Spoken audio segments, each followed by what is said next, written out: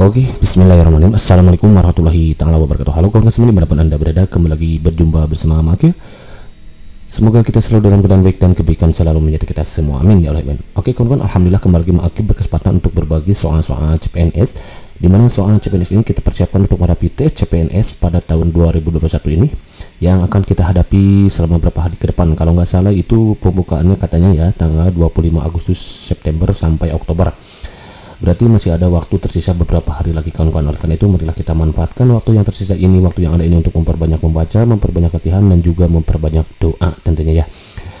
Dan sebagaimana yang Maki katakan bahwa soal CPNS itu terdiri dari 3 jenis, ada soal TIU, TWK, dan TKP. Untuk TWK-nya itu adalah salah satu soalnya nanti yang muncul adalah pilar negara. Dimana sebagaimana ketahui pilar negara yang muncul nanti itu adalah satu berkaitan dengan undang-undang 1945, sudah Maki buatkan videonya ya. Yang kedua itu tentang Pancasila, ini juga sudah Maki buatkan.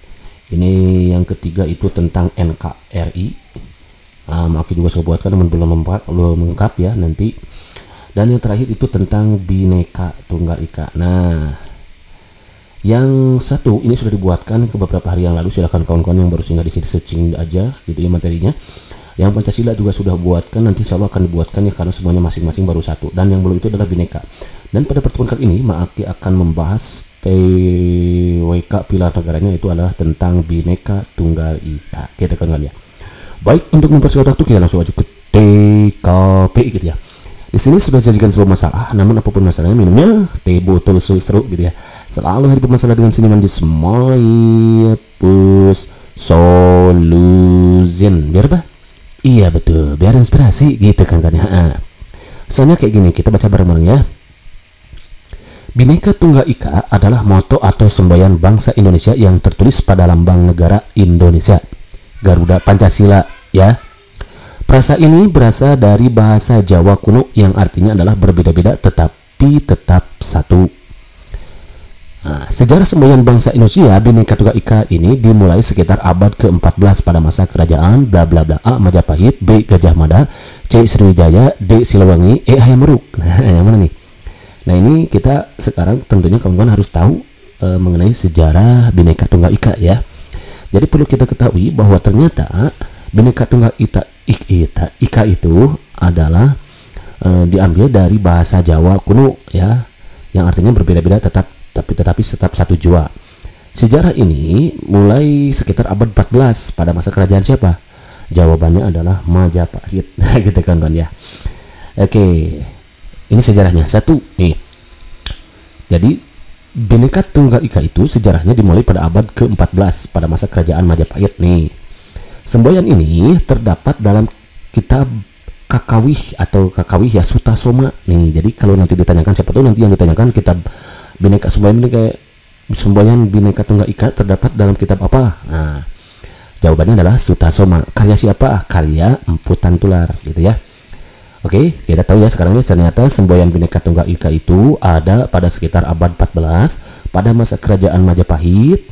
Kemudian ada pada kitab Sutasoma karangan Empu Tantular yang digubah atau disusun digubah itu ya pada masa kekuasaan Raja Sanagara nih pada masa Raja Sanagara yaitu di kerajaan Majapahit ya. Kemudian yang tersohor saat itu rajanya adalah Hayam Wuruk nih, tahu ya sejarahnya ya. Oke, itu dua poin-poin pentingnya. Jadi muncul pada abad 14 pada masa kerajaan Majapahit. Waktu itu rajanya yang tersohor adalah Hayam Wuruk dan dia terdapat pada kitab Sutasoma karangan Empu Tantular. Oke, berikutnya. Udah ya itu sejarahnya. Number 2 sekarang. Di sini sudah sajikan sebuah masalah, namun apapun masalah minumnya teh botol susu gitu ya. Selalu hari bermasalah dengan senyuman di Smile Push Solution. Biar apa? Iya betul, biar inspirasi gitu kan ya. Nomor 2, soalnya kayak gini, kita baca bareng ya. Semboyan Bhinneka Tunggal Ika dianggap mewakili pandangan negara Indonesia dan dapat memperteguh kedaulatan bangsa, menyatukan masyarakat Indonesia yang berbeda-beda menjadi satu kedaulatan negara Indonesia tanpa adanya diskriminasi. Semboyan Bhinneka Tunggal Ika ini diusulkan pertama kali pada sidang BPUPKI pertama oleh bla bla bla. A. Muhammad Yamin, B. Insinyur Soekarno, C. I. Gusti Bagus Sugriwa, D. Sultan Hamid I, E. Sultan Hamid II. Nah, berarti kawan-kawan harus tahu nih, semboyan Bhinneka Tunggal Ika itu kan tadi ada pada abad 14, karangan Emputan Tular, adanya di kitab Sutasoma. Nah, ternyata pertama kali diusulkan sebagai semboyan negara Indonesia itu ada oleh siapa? Nah, ternyata oleh Muhammad Yamin. Itu. Kalau Sultan Hamid itu yang kedua nih, ini perancang lambang negara Garuda itu. Nih, perancang negara ya. Tapi kalau yang mengusulkan itu adalah Muhammad Yamin. Nih, sejarahnya begini. Jadi semboyan Bhinneka Tunggal Ika itu diusulkan pertama kali oleh Muhammad Yamin nih pada sidang BPUPKI pertama. Nah, kemudian Insinyur Soekarno juga mengusulkan semboyan ini saat merancang lambang negara Indonesia, yakni burung Garuda, itu kan ya. Itu. Jadi orang pertama kali mengusulkan adalah Muhammad Yamin ya pada sidang BPUPKI. Karena siapa tahu nanti yang ditanyakan adalah kapan? Nah, pada sidang pertama BPUPKI. Ini sejarahnya juga. Jadi sebetulnya semboyan Bhinneka Tunggal ini sempat menjadi bahan diskusi pada salah sidang tertutup BPUPKI antara Muhammad Yamin nanti waktu itu ya, I Gusti Bagus Sugriwa, nah sama Bung Karno. Kira-kira yaitu 2,5 bulan sebelum berlangsungnya proklamasi kemerdekaan. Beberapa tahun kemudian ketika mendesain lambang negara Republik Indonesia dalam bentuk burung Garuda Pancasila, semboyan ini disisipkan ke dalamnya secara resmi. Lambang ini digunakan dalam sidang Kabinet Republik Indonesia Serikat. Jadi waktu itu secara resminya digunakan atau disisipkan ke dalamnya saat sidang Kabinet Republik Indonesia Serikat RIS itu nih, yang dipimpin oleh Bung Hatta pada tanggal 11 Februari 1950 berdasarkan rancangan yang dibuat oleh Sultan Hamid. Jadi yang merancang lambang negara ini burung Garuda itu adalah Sultan Hamid II ya, dari Pontianak. Nih, nanti siapa tahu yang muncul itu kan tokoh-tokohnya. Namun digunakan semboyan ini yaitu pada sidang Kabinet Republik Indonesia Serikat yang dipimpin oleh Bung Hatta tanggal 11 Februari 1950. Akan tetapi pemerintah baru menetapkan Bhinneka Tunggal Ika sebagai semboyan resmi Indonesia pada tanggal 17 Oktober tahun 1951, kawan-kawan. Nah, hal ini ditetapkan melalui peraturan pemerintah nomor 66 tahun 1951 tentang lambang negara. Itu. Jadi digunakan pertama kali pada sidang Kabinet Republik Indonesia Serikat, namun ditetapkan oleh pemerintah sebagai semboyan resmi Indonesia itu pada 17 Oktober tahun 1951. Jadi kalau sebelumnya tahun 1950 pernah digunakan itu, lalu ditetapkan secara resmi sebagai semboyan bangsa Indonesia itu pada tanggal 17 Oktober tahun 1951. Gitu ya kan ya. Understand next nih. Number 3. Salah seorang tokoh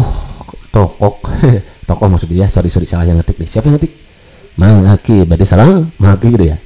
Pertama ya kita hadapi dulu dia dengan seniman jadi semoi pus soluzen. Biar apa?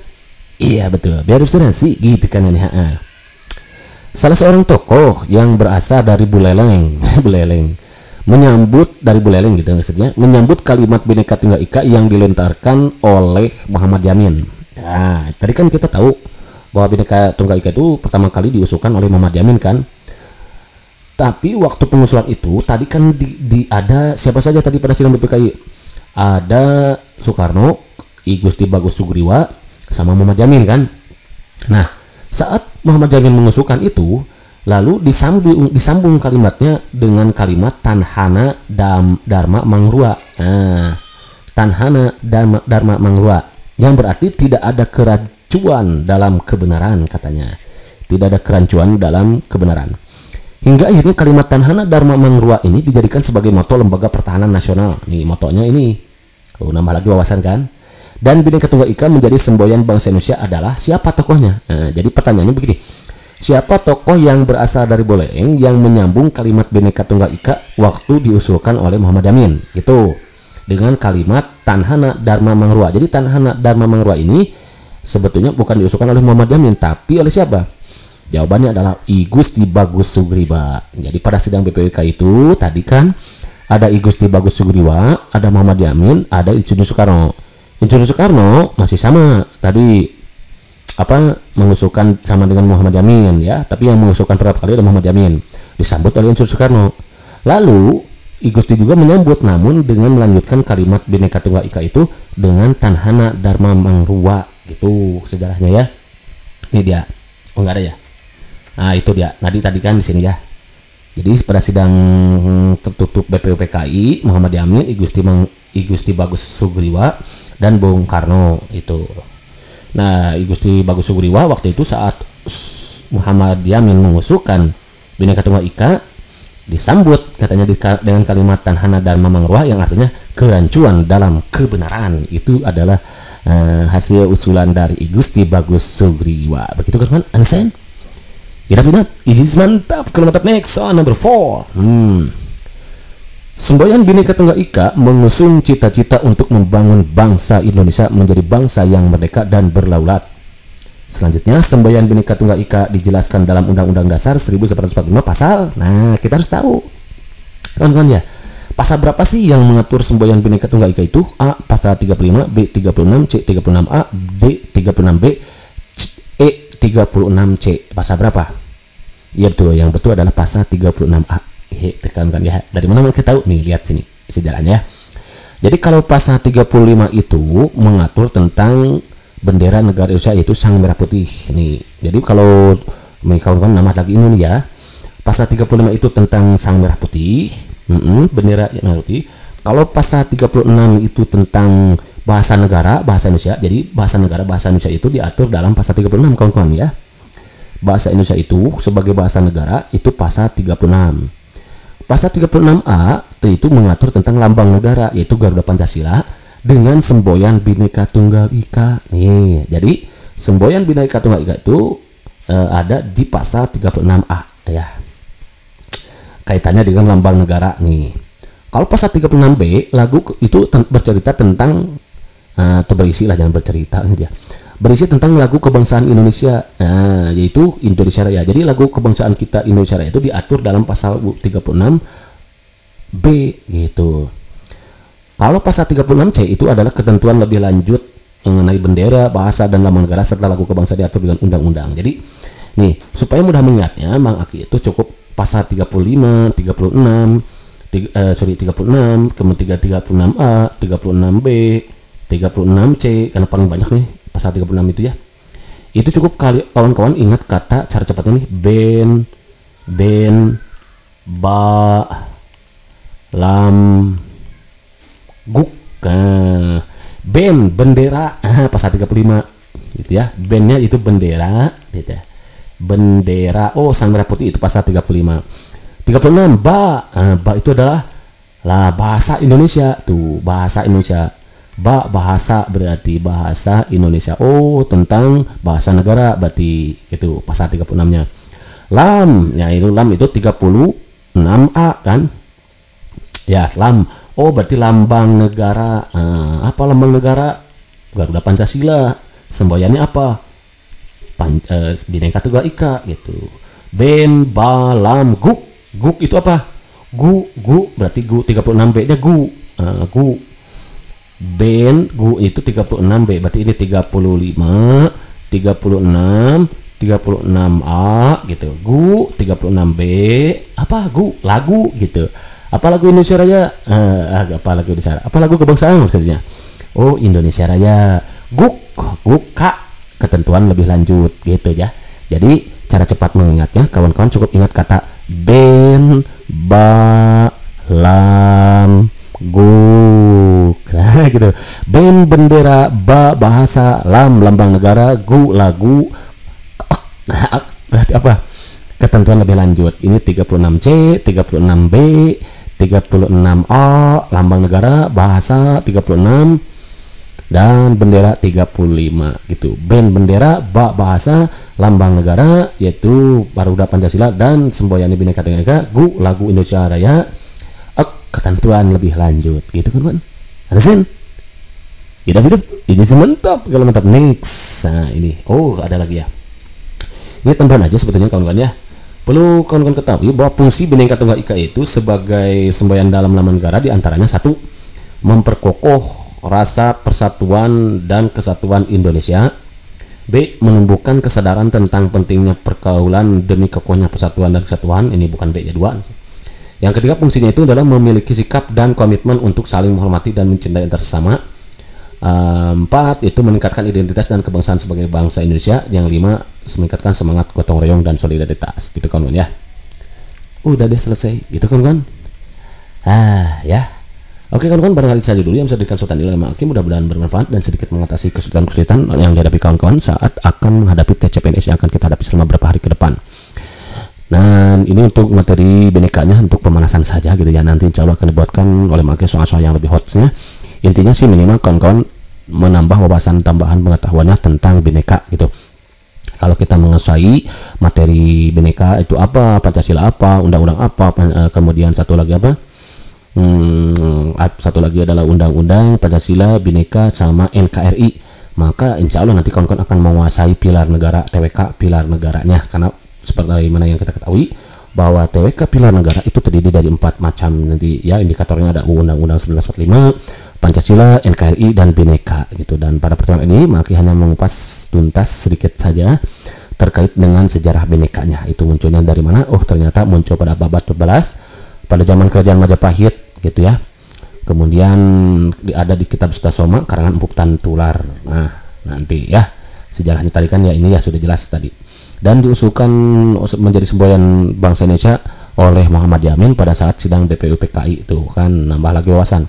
Lalu disambut lagi oleh I Gusti Bagus Sugriwa saat dengan menambah kalimat Tanhana dan Mamang Rua gitu kan ya. Itu dia lumayan sejarahnya, mambah lagi wawasannya untuk kita semua. Oke kawan-kawan, di samping usaha yang masih merajin rutin, agar kawan-kawan juga tidak lupa untuk memaksimalkannya dengan doa. Kan apa artinya usaha tanpa doa, begitu pula apa artinya doa tanpa usaha. Keduanya harus imbang, karena judul lagunya kan perjuangan dan doa gitu kawan-kawan ya. Oke, barangkali itu saja dulu seperti ini, mudah-mudahan bermanfaat untuk kawan-kawan yang menginginkan materi apa saja yang dibahas. Silahkan tinggalkan komentar pertanyaan di kolom komentar. Nanti Allah kalau ada waktu yang mungkin kan akan bahas satu persatu. Thank you for watching. See you next video. Assalamualaikum warahmatullahi wabarakatuh.